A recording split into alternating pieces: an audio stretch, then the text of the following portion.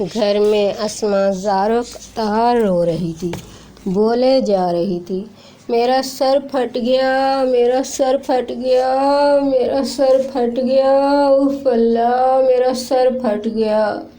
अब्बू भागे नंगे पाँव, भाई गिर गया चारपाई से, फिर उठा, भागा, दादी को धचका लगा, मुंह का पानी बाहर आ गया, अम्मी के हाथ से कप गिरा। अस्मा को पकड़ा, जकड़ा, आगे पीछे घुमाया, मगर फटा सर नजर न आया। सब ने पूछा, सर कहाँ फटा है? बेटा जल्दी बताओ, सर कहाँ से फटा है? अस्मा कहका लगाकर बोली, उफ, वो तो ख्वाब में फटा है ना।